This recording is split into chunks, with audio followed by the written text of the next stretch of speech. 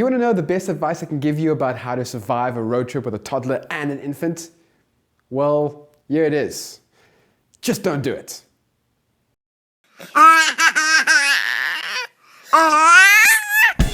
Hey there, welcome to Afro Daddy. So just this past weekend, to celebrate my mom's birthday, we all went away on holiday. The location of the holiday was about an hour and a half's drive away, so we got ourselves and our kids into the car and put all our clothes and toys and food and everything else that babies need into the boot, and off we went. Now my wife and I expected the worst for this drive.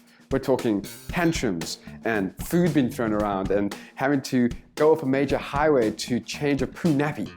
But none of those things actually happened. Why? Because we planned ahead. Here's some things that we did that really helped us survive the road trip with a 2-year-old and an infant. Firstly, we had snacks. Now obviously snacks are important for everyone on a road trip, but what was really brilliant about this particular idea was that my wife took child-sized portions and put them into little plastic bags. So when one of our kids started crying and moaning, we just handed him his favorite healthy snack. For my 2-year-old, that's raisins. He loves raisins. He just can't get enough raisins. There's raisins all over the place in my house. The other really important thing we focused on was comfort. So were the kids dressed warmly enough? Were the clothes nice and loose-fitting? Were they wearing shoes that made their feet feel a bit snuggly? Obviously, we focused a lot on the kids' comfort, but you also need to make sure that you are comfortable. So before you leave, make sure the driver's seat is in a good, comfortable driving position, and make sure that the passenger is able to reach everything a child could ever need. In fact, it might be worth making a really long list of all the things your kids really like this particular juice bottle, or that particular blue dummy, or this particular blankie. And then, for your own sanity's sake, make sure you pack everything on that list.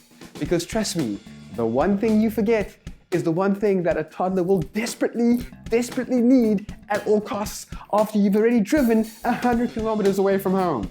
The other sheer moment of brilliance that my wife had before we left was that she planned our departure around about the time that our kids have their naps. So for the first 45 minutes of the drive, we had 2 sleeping boys in the back seat, which was great. We could listen to all the podcasts we like, as opposed to that stupid song about kittens who lose their mittens. Stop losing your mittens, kittens! Of course, there are loads of other tips and pieces of advice on how to survive your first road trip with toddlers and babies. If you're planning a bit of a longer trip, you might want to find places where you can stop and the kids can get out and stretch their legs and run around a bit before you trundle them back in for the next leg. Of course, that would mean that you'd have to add 2 or 3 hours to your traveling time, but hey, you're a parent. You're used to being late. I would love to hear your tips for surviving traveling with babies and toddlers. Leave them in the comments below and maybe we can stop parents all over the world from tearing their hair out. Also, I'd like to thank all of you guys who have subscribed to my channel. I wanted to reach 100 before June and I'm now on something like 115, which for me is crazy. Thank you so much.